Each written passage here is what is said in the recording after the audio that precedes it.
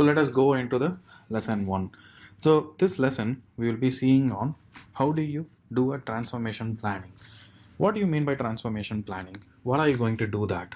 So for a DevOps team, you need to actually identify what is going to be your transformation team, how are you going to define your goals, and how are you going to achieve that goals, and what is the timelines for the goals and everything. Because if you are going to implement DevOps in your organization or in your team without knowing the goals or without knowing of what project or what team you're going to implement it, and without setting a timelines, it will be very tough. So you have to set a reliable goals, you have to actually share that goals with everyone, and there has to be a proper timelines in place, and then as a team effort everyone should work together to achieve that goal. So, how do you separate transformation teams? There are several challenges while you actually create a teams. What are all the challenges? Of course, availability of staff, because you will not know like who will be interested to actually transform themselves into a new team, because they have to come out of their comfort zones. For example, if you're actually creating an automation team, the people who is actually working for last 5 6 years on the same job, how they will not be quite interested to go to the automation team, because if it is going to be an automation team, then there has to be a lot of scripting in place, they have to do a lot of work which they are not comfortable with. So they, what they will be thinking is like, okay, let me be in the same team, why should I actually transform myself into another team? So availability of staff is very tough. The next one is like disruption of current procedures and process, actually, so it should be a process. So what it is, so this is what I was mentioning about. So no one would be interested to actually disrupt their current process and procedures. So if I'm flexible in doing a thing for last 1 year or 2 year, I'll be so much happy if I'm actually doing it continuously. I don't want to try something new and then get into a problem. That is called as disruption of current process and procedures. And how do you overcome these challenges and create a team? You have to focus on the transformation, you have to make them understand, like if you're trying to make a formation or a transformation, then it will be useful for a company, it will be useful for themselves, and you have to actually change their mindset. And then you have to make sure like they are well respected in their subjective areas. So you have to tell them like, okay, no one would be able to do it, you are the best in it, so you have to come and make us implement these changes. So you have to actually entertain, or you have to respect their subject matter expertise and make them feel comfortable towards it. And you have to make a lot of internal and external hirings as well for this particular business. So this transformation will definitely be in conflict with an ongoing business, because as I was telling you about, it will definitely be a conflict, because your current running business, you are entirely changing it to a new process and new methodologies and everything. So it will affect your current business, but you have to make sure no one is getting impacted out of it. And how do you define a shared goals? Shared goals are nothing but it has to be shared across all the team members and everyone. So how do you do that? A project must have a clearly defined measurable outcomes. For example, reduce the time spent on fixing the bugs by 60%. So if a testing team is actually working on always finding the bugs, always resolving their issues and everything, then you have to make sure like they are doing it only 60% of their time. Okay. And you have to reduce a lot of unplanned work by 70%. So if any ad hoc works are coming to the place, then you have to reduce it. You have to tell them like, let it be a planned work, create a ticket, and then we will be doing it. You should not actually accept all the unplanned work, so you have to reduce it by 70%. And then reduce out of office or out of hours work required by the staff, no more than 10% of the total working time, which means you can extend for 1 or 2 days, but it should not be a daily practice. Like if your office timings is 9 to 6, you can extend for 1 or 2 days up to 7 o'clock. But if it is a daily practice, then you should not actually do it. And then remove all the direct patching of the production systems. So no one should actually work on the production systems directly, and you should try to avoid that of direct patchings and everything to the production systems, to make sure like the project is stable. So these are all just a basic examples of your shared goals. And once after, the key aims of DevOps is to provide the greater customer value. So the outcomes should have a customer focus also. So that is just an ultimate value of DevOps. So what is the need of DevOps? DevOps value is to provide a customer value with a high focus on it. So for that, you need to achieve certain goals and you need to work on that. That is how you will be defining a shared goals. And obviously you should set up a timelines for it, because if I'm actually setting up a goal and I don't have a timeline for it, then we will not be working towards it. So you should actually set a timeline for it as well. So how do you measure a goals with the timelines? Timeline should be a constant series of short-term goals, each and clear measurable. Okay, for the next 1 month I'm going to do this, and after 1 month I need to measure that whether I was able to do it or not. I should not have a goal of long term for 5 years so that I can wait for 5 years and then measure it. No, your goal should be always short term and it should be easily measurable. So what is the advantages of it? It is easier to change the plans or priorities whenever necessary. So imagine like you're having a short-term goal of 2 weeks or 3 weeks, and if something worse happens also, after 3 weeks you can change your goals, you can change your plans, and you can change your timelines. Imagine if you have a larger goal of 5 years, then after 5 years it will not be easy for you to go and change it. That is why shorter goals are always preferable, and then reduce delay between doing the work and getting the feedback. So obviously at the end of the goal or at the end of your timeline, someone has to validate it, someone has to provide the feedback and everything. So it helps you to reduce the delay as well, and easier to keep the organization support when positive outcomes are apparent. So if suppose your short-term goals are successful, then it will be easy for the organization to provide your support as well. So these are all the basic things on your modules. Welcome back. So in this lesson, we will be seeing on how do you do a project selection. So as I was telling you about in our earlier lesson, like this module is completely going to be a theoretical module and it does not have any labs. That's because we have done all the labs before, and this module is just to tell you how do you select a DevOps project and how do you implement your DevOps project, how do you set up a goals, how do you measure your goals and everything. So just stay focused on the theoretical part and then it will be easy for you guys to understand. So this particular lesson deals on project selections. What are all the general projects available for us? So there is a greenfield projects and there is a brownfield project. We'll be seeing it on our upcoming slides. And how do you choose between greenfield and brownfield? And what is a system of record versus system of engagement? And how do you group to minimize your initial resistance? And what is project metrics and KPIs? So what is a greenfield projects and a brownfield projects? So this is a common terminology which will be used on your DevOps field. So as the name indicates, greenfield is nothing but it is a brand new project that is going to start from the scratch. That is a greenfield. And brownfield projects are something which is already running for a couple of more years and you have to migrate that. So that is a brownfield. On a nutshell, this is what greenfield projects is and brownfield projects is. And how do you choose between a greenfield and the brownfield projects? Greenfield projects, as appears, it is easy as a starting point because it is where the project is starting from the scratch, and it is generally a blank slate that offers you to change and implement everything whatever you want, because the project is not even started, so you can implement all the changes, all the new process technology, whatever you want to do, we can implement it.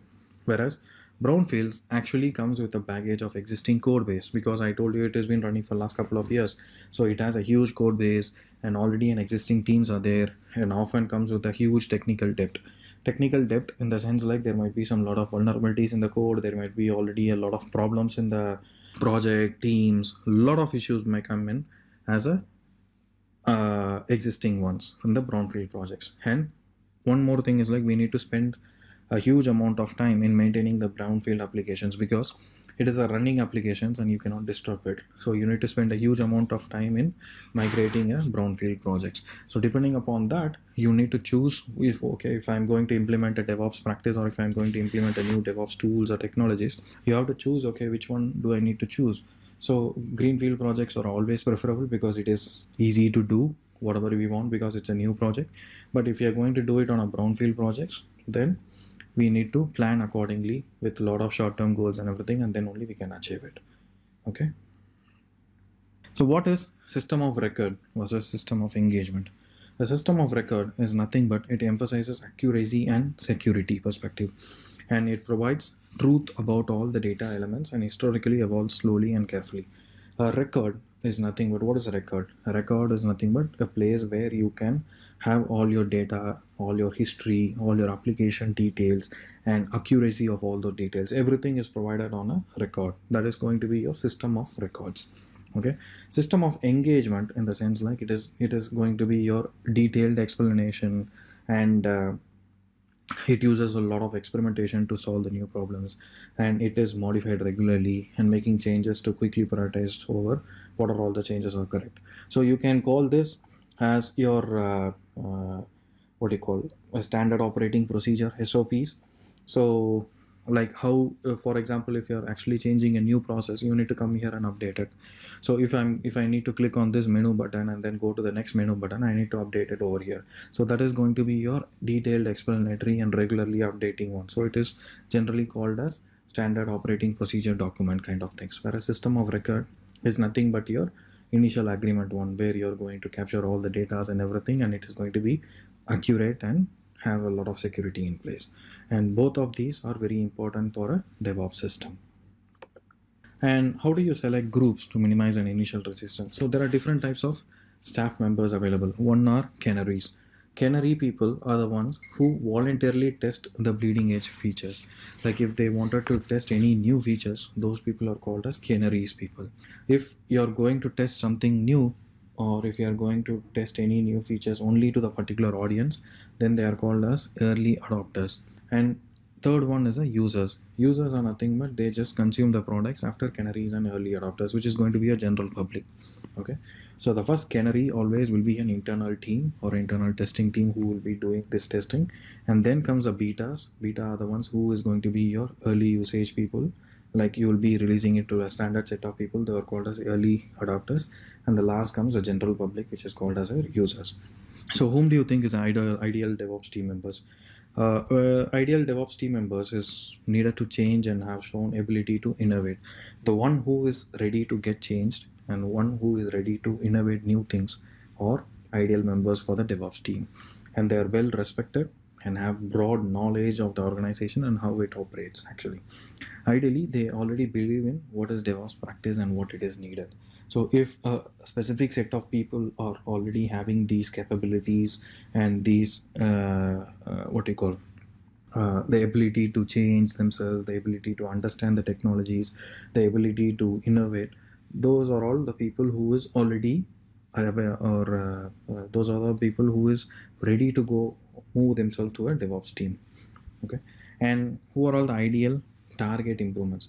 It can be like we can use or we can gain early wins, and it is small enough to achievable in a reasonable time frame and has benefit that's significant enough to be an obvious in the organization. So what do you mean by that? So what is going to be our target improvement? So you should always choose a project which actually is easy for us and give an early wins, and it should be as small as possible so that we can achieve something on a reasonable time frame. And by doing that, whether it's giving me a high significant enough to be an obvious to the organization. There might be certain projects in your organization which is a small project but it gives a high revenue for your company. So you have to choose such kind of projects which is going to be having small code base and small time frame and everything, where you can easily adopt DevOps. So we need to implement that over the DevOps space and make a lot of improvements and everything that gives a value add to the organization. Thus, an organization have a huge impact on us. So, what do you mean by project metrics? So, by doing all these things, how do you measure success? So, you need to have a project metrics and KPIs. KPIs are nothing but key performance indicators. So, what are those? So, faster outcomes. So, as I was telling you about, we need to identify how do you easily do a lot of changes across an organization, or how do you easily do a CI/CD for a particular project. That is where your deployment frequency comes in, deployment speed comes in, deployment size comes in, lead time comes in, cycle time comes in. All those things are just a key performance indicators for that particular faster outcomes. And how do you measure efficiency? Efficiency you can measure by server to admin ratio, staff members to customer ratio, application usages, application performance, response time, server time, and all those things will help you to identify the efficiency of that particular application. And how do you measure quality and security of an application? So the lesser number of downtime failures and the deployment failure rates and application failure rates, mean time to recovery and bug report rates, test passing rates, defect escape rates, availability rates. SLA is nothing but service level agreement achievement, and mean time to detection. So these are all just a key performance indicators for our quality and security. And the final one is like culture, employee morale and the retention rates. How many people are staying in your company, how many people are actually going out due to these changes. Those are all called as cultural metrics. So the faster outcomes, the efficiencies, quality and security, and the culture, all these are called as project metrics. And the deployment frequencies and then performance indicators and lead time, cycle time, SLAs, retention rates, all these are called as KPIs. Okay, so for any projects, whether it's a DevOps project or it's a normal project, these are all the main project metrics and the key performance indicators that we need to capture to make sure like our DevOps team implementation is going to be successful or not. So in this lesson, we will be seeing on how do you actually form a team structure. So what are the things that we will be covering it as part of this lesson? We will be seeing on agile development practices and how it is defined, and what are all the principles of agile development. What is like how do you create organization structures for agile practices, and how do you mentor team members, and how do you enable in-team and cross-team collaborations, and how do you select tools and process for the agile practices. So what is agile development practice defined? So generally there are two development practices. One is waterfall and one is agile. So what do you mean by waterfall approach? Waterfall approach is typically a software development lifecycle approach where you will be seeing a requirements gathering phase, analytics phase, design phase, implementation phase, and testing and maintenance phase. So this is going to be your waterfall approach. So what are the disadvantages of it? So it is very hard for accuracy and calculation purposes, and the requirements may be changing over time. So consider, for example, you're actually thinking like your project might get over in 6 months. Okay, and at the end of the 6 month you are showing some demo to the client, and what if the client is actually saying like they wanted to change the demo, or they wanted to actually change some requirements. So again you need to spend another 2-3 months for the development and implementation purpose. So it is very hard to determine, it is very hard to identify what is the requirements, and even the requirements might change in the middle time. So it is very hard for us to understand those things. So those are all called as waterfall approaches. And what do you mean by agile approach? An agile approach is nothing but you are still going to do the same things, like for example requirements gathering, analysis, design, implementation, testing, and maintenance. You are going to still do the same phases of software development lifecycle, but you will be doing it on a faster cycles. Consider, for example, the same project out of 6 months, you are going to actually deliver it in every month. So this every month cycle is called as your sprint cycle. Okay, so every month you are creating that sprint and you are showing some output to the client. And if the client is not liking that output, you can change it immediately on the next month.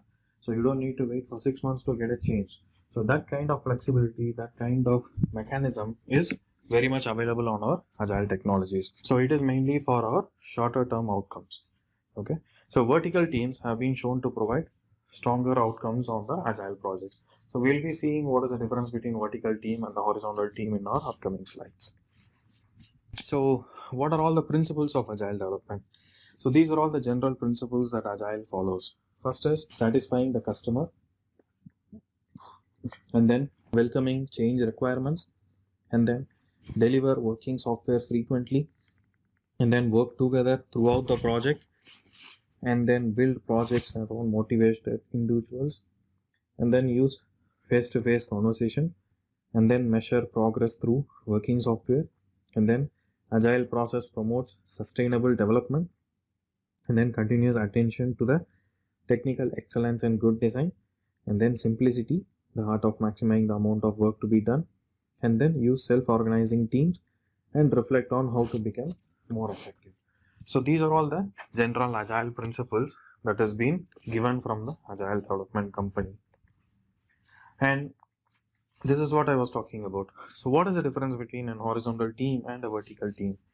Consider, for example, vertical teams are nothing but in an organization, you would have a lot of vertical teams like banking, financial services, retail, healthcare, aeronautical. So there are a lot of vertical teams across, and each teams might have developers, testers, and database guys and everyone. So these are all called as individual vertical teams. And what is a horizontal team? An horizontal team is nothing but a common set of people who is going to support for all the vertical teams. For example, DevOps, and then operational guys, and then AI and ML guys, which is artificial intelligence and machine learning guys. So these guys will be dedicated guys who will be supporting for all the verticals across. A DevOps engineer can support for banking projects, he can support for financial projects, and he can support for healthcare and retail projects as well. So this is the main difference between your horizontal projects and the vertical projects across. Okay. And then how do you mentor team members on agile practices? So what we generally do is like many teams actually hire external agile coaches or mentors. So if you're actually following an agile development for the first time, a lot of team members or a lot of companies generally hire agile coaches or mentors because they need a lot of trainings, they need a lot of motivation and other things, and these mentors or trainers, coaches from external will help them to do it, because agile coaches have a lot of teaching and mentoring skills, and agile coaches meant to be called as trainers and consultants as well. Some coaches are even technical experts, and some coaches actually follow or a lot of focused on the agile processes. So team members must learn as they work, and they acquire skills from others as well. Okay, and how do you collaborate or how do you enable the in-team and cross-team collaborations? So you have to follow this cultural changes in cross-functional teams and collaborating tooling. So cultural changes in the sense like you have to actually change your workspace, you have to sit together with all the other peoples, and your meeting room should be made as an agile meeting rooms, and you should actually go out together. A lot of team outings and everything has to be there, and a lot of communication and collaboration should happen as part of this cultural changes. And cross-functional teams are nothing but actually working with other team members and rewarding other team members, such as development team plus operations team plus QA team. They have to work together and they have to give and take between each other teams, and they have to actually reward the other team's help, and they have to put some lot of appreciation emails. This is called as cross-functional teams. And how do you collaborate over tools? Like that is where you have Slack, Skype, Teams, Hangouts, and these are all the other areas where you can set up a meeting with them, and you can even talk face to face on the meetings, and you can call them directly and then clarify all your doubts. So these are all ways for in-team and cross-team collaborations. And how do you select tools and process for agile practices? So tools can often enhance the outcome achieved, because for any process or any automation, tools are the main things. That is the reason tools often enhance the outcome achieved. Okay, and physical tools such as whiteboards, index card, and sticky notes. So these are all called as your Kanban board. So you can have your whiteboard and then a lot of sticky notes, and you can create a tabular column, and then you can do to do, in progress, and done, and you can tell them like, okay, today I'm going to do all these things, and once it is completed, you can move it to the in progress state, and then once you can once it is completed, then move it to the completed state, so that people will also be motivated, like, okay, you're doing this work, and a lot of other peoples will also follow this. And then we need to use a project management toolings for planning, monitoring, and visualizations. So just try to use MS projects or Excel sheets, or there are Jiras, agile boards, and a lot of other things that you generally use for project management tools. And screen recording tools is generally used for recording bugs and building walkthroughs and demonstrations and everything, so that we can record whatever demos that you're showing.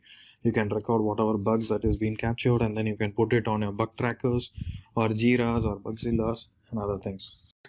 What are all the measurements and what are all we need to manage while defining a quality? And how do you define a feature flags? And how do you plan for feature flags? And what is a technical debt? And how do you manage and measure technical debt? And how do you plan performance testing and effective coding reviews? So first we'll see what is measurement and managing of quality metrics. So what do you mean by quality metrics? So as I was telling you about, DevOps means not only an automation. DevOps means delivering a value to the end user. So consider, for example, if you are preparing a software called as Excel or Word 2020, okay, and you have created all the possible automations and you have the best team in the world and you have delivered the software to the client. And when the client is actually trying to do a copy and paste, and if the copy and paste is not working, do you still think, have you provided a value to the customer? Not exactly, because you have given a best quality of software, you have given a best automation, you have given the best team out of it, but still they are not able to test their features, which is a basic copy and paste. So at the end of the day, the quality that is being given to the client is not proper. So you have failed on that. That is the reason we should always manage and measure what is a quality that we are giving it to the client. So the metrics that are directly related to the quality of the code and the build and deployment process are number of failed build percentage, number of failed deployment percentage, and what is the ticket volumes that you're getting in, and what is the bug performances that you're getting in, and what is the unplanned work performance, or unplanned work percentage that you're getting in. Okay. So the next thing that we need to define is feature flags. So as I was telling you about, what exactly is a feature flags? Feature flags is nothing but I can release certain features to the client depending upon my need. For example, if there are 5 users and I need only this copy and paste feature to be working only for 2 users, I don't need the copy and paste to be working for other 3 users. So in such cases, I can release these features, or I can release this particularly a flag to only that 2 users, and for the rest of the 3 users I can make it as off. I can switch on for only those 2 users. So that kind of flexibilities and that kind of options is actually called as feature flags. And these feature flags actually help you to develop new code but not actually having a functionality out of it, which means, as I was telling you about, you are developing a new code, you are creating a new software, but it will not be available to the public until they turn on or turn off the features. Okay, and we can actually use a A/B testing out of it. And this feature flags helps you to determine the business logic, because a business generally determines for whom this feature has to be enabled and for whom this feature has to be disabled. And feature flags are also called as feature toggles, because there is a toggling option between on and off. And what are technical depths? Technical depths, as we have seen it in our Sonar Cloud lesson, technical depths is nothing but it actually describes a number of issues that has been present in your project for quite some time and which is actually incurring a loss for your project. The list of technical excuses or technical depths or the reasons for it might be tight deadlines and lack of technical skills and no clear product ownership or a direction, or lack of coding standards and no clear definitions or last minute requirements changes, and a lot of other things as well, so which actually helps us to find the technical depth. So these might be the reasons that is mainly possible for the technical depths. And technical depth is actually one of the main reasons that the project fails to meet the deadlines. As I was telling you about, with the technical depths there might be a huge loss for your project as well. So we need to identify the technical depths and we need to clear it immediately. And how do you manage technical debt? I was telling you about the Sonar Cloud option. This Sonar Cloud has to be integrated along with your CI/CD, and then it scans your complete code and it tells you what are all the technical debts that is available. So you can actually drill down into each level and it gives you a analysis and it gives you a suggestions as well. So we can take use of it and then we can try to resolve all our technical debts accordingly. And how do you plan for an effective code reviews? Code reviews are one of the main things, because uh, I'm actually a new developer and I'm writing some code and I'm trying to merge it to another code which has been already existing. Okay, so what happens if my code is having something wrong? It actually destroys my entire repository, or it actually destroys my entire project, because if I'm writing some wrong code and if I'm actually merging it with the other existing code which is already working properly, it destroys my entire code base. So to avoid that, there has to be a lot of code reviews available, and the code review is generally done by the lead who knows about the projects, who knows about the programming skills and everything. So this code reviews generally helps you to improve the quality of the application, because the lead who is going to review your code will be reading it properly, and he knows whether your code will break the application or whether your code will be proper or not. And then this code reviews process must be very efficient and effective process. And at last, like we must agree that everyone is trying to actually achieve the better quality. That's the goal for everyone, but you should always be mentoring and not actually blaming it. So there is a difference between mentoring and blaming. So in DevOps, always there should not be a blame culture. You should help him to get the quality achieved. Okay, and small groups are always best, and establish an appropriate culture across teams. So if there has to be a give and take policy, so if you don't know anything, you have to ask him, or if he doesn't know anything, he has to ask you. Okay, and by these always, code quality will be improved, and overall cost for the delays will be reduced. And performance testing has to be properly planned, because if you are actually using any websites, or if your application is actually being facing a customer, then performance testing is mandatory, because you need to check the number of load your applications are going to handle. And you would have seen Flipkart and Amazon is actually conducting a lot of sales, like Thanksgiving sales or Black Friday sales and everything. So we don't even know like how many people will be actually accessing that website. So there might be million people who is accessing the website at the same time. So we should always do a performance testing to analyze if my website is capable enough or not. If not, the website will break. So a load testing has to be done, and the performance testing has to be done, and the penetration testing has to be done. There are a lot of testing that you need to do to check the performance of your website, and it should be done early and very often, because if there is any problem also, you'll have time to recover that. And it should be part of your planning, because you have to allocate certain people, you have to allocate certain budgets, and you have to allocate certain timelines for this performance testing. And it requires certain tools like Selenium, APM, and there are a lot of other tools available in the market. The focus is not only about the features, it's also mainly about the performance as well. Because if the features and everything is working fine, but copy and paste is actually taking 30 to 40 seconds, means the people will not love your software. So it has to be both the performance and the quality, both has to be right. Lesson we will be seeing on how do you plan for a secure development. So what are the things that we will be seeing it as part of this lesson? So this is again going to be a theoretical lesson. So just have a glance out of it. You don't need to worry about labs or anything. Okay. So we'll be seeing on what are all the secure development strategies, and how do you plan to implement OWASP security codings, and how do you plan to implement the coding basis for compliance and infrastructure for compliances. So what are all the secure development strategies that is defined?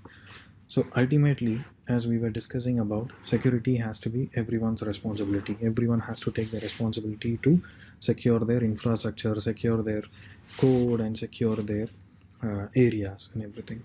So we need to protect the information that belongs to us. We need to provide education and trainings on cybersecurity to everyone. We need to ensure our code is designed with security in mind. That is why we call it as shift left, because the security aspect has to start from the development perspective itself. We need to ensure our code is compliant and tested properly. We need to include secure development practices at the early stages of our software development lifecycle. So DevOps makes security testing much easier to integrate. That's because when you start the security as part of your early planning stages of software development lifecycle, it makes everyone's life much easier. How do you plan to implement OWASP security codings? So OWASP is nothing but Open Web Application Security Projects. So it's a top 10 hacking protocols that is being followed across the world. And how do you make sure like your project is being secured and your project is not being hacked by someone else? So a secure development actually starts from the secure coding practices, and there are a lot of software available in the market to actually see what is a list of ways to protect it. So we have an input validation, output encoding, authentications and passwords, session management, access controls, cryptographic practices, error handling and logging, data protection, communication security, system configuration, database security, file management, memory management, general coding practices. So these are all the areas where we can see the possible security options that we need to include as part of our practices. And how do you inspect and validate the code base? Again, there are a list of softwares that is available. So Micro Focus, Fortify software is available, Checkmarks is available, BIM Scheme is available. As I was telling you about OAS, Proxy Scan is also available. So these softwares are actually available as part of your Azure DevOps marketplace integration, or you can call it as your plugins. So you can actually install these plugins and then you can scan your code bases to check whether your software or your code base is vulnerable or not, whether your code base is secure, and depending upon the suggestions, you can still improvise your code base accordingly. And similarly, you have a lot of tools available for your infrastructure validations as well. So PowerShell, DSE, automation, state configurations, inspect. So these are all certain softwares which helps you to monitor your infrastructure codings like ARM templates, Terraform, Ansible, Chef, Puppet. So if you are actually using these programs for creating your infrastructure, these are the softwares that you can download it as part of your plugin configurations, and then you can scan those infrastructure coding and make sure like in your infrastructure is also compliant and there is no vulnerabilities in creation of your infrastructure. That is what we are going to see on our lesson 1, like working with artifactory repositories and how do you migrate and integrate artifacts and how do you migrate and integrate source control. So what exactly is an artifact? An artifact is nothing but output of your CI or continuous integration build process. Consider, for example, you are having a Java application or a Java code. So the Java code that you are going to write is going to be your source code. And while doing your compilation using any of your build mechanisms like Maven or Ant, the source code is being compiled and then generating a compiled code, and that compiled code output might be a jar file or a var file or a EAR file, and that concept is called as an artifact. So this artifact, we need to store it in a particular repository called as artifactory. Why do we need to store it? That's because if something wrong happens on the deployment side, we just need to go back to the artifactory and then we can roll back to the previous version. So for example, if 1.6 version is not working on a production and if it is having some issues, immediately we can roll back to 1.5 version from the artifactory. That is the reason we are actually storing all these artifacts in the artifactory as a history and versions of for our references. So an artifact is nothing but a deployable component, as I was explaining to you about. And Azure pipelines can work with wide variety of artifact sources and repositories. So list of artifactories available are Nexus, JFrog Artifactory, and you can even have your AWS S3 bucket as an artifactory, or Azure Blob containers as an artifactory, or a Dropbox or a Google Drive, anywhere where it is actually trying to store its revisions or versions can be considered as an artifacts. And Azure pipelines can integrate with these many artifacts available. And during each release, we need to specify which artifact we are going to deploy it. In the sense, which version of artifact we are going to deploy it, like a 1.6 or 1.5, depending upon our choice. And Azure artifacts can eliminate the need of managed file shares and host private package services. So Azure DevOps itself is having an artifactory by its own. So if you're not interested to actually go for an third-party artifactories, you can still use Azure DevOps artifacts, and it is actually storing all the files and everything on itself. So Azure Artifacts provides universal artifact managements for Maven, NPM, and NuGet. So Azure Artifacts by default has a support for Maven, NPM, and NuGet packages. So how do you migrate and integrate source control steps? So we have multiple steps for it. So first you need to evaluate the tools and process that you're going to use. And then you need to select a branching strategy for Git. So we have seen it during our Git branching strategies lessons. Like what are all the different branching strategies available? One is Git flow, another one is feature flow, another one is like your Microsoft flow or your fork mechanism. So whichever strategy you want, you can try to use that. And then you need to decide how do you want to migrate in history, and then maintain your old version control system. Do you still want to maintain your old version control system, or do you want to eliminate that? And then remove binaries and executables from the source control. So Always on the source control system, we should not store our binaries and executable files. That is why we need this artifactory in place. It should not be stored on a source control system. We need to remove all those things. And then you need to obviously train your team to understand the concepts and practices for the Git. And then you need to perform the actual migration of the Git. So this is the concept, like how do you migrate and integrate the different source control system into Azure DevOps.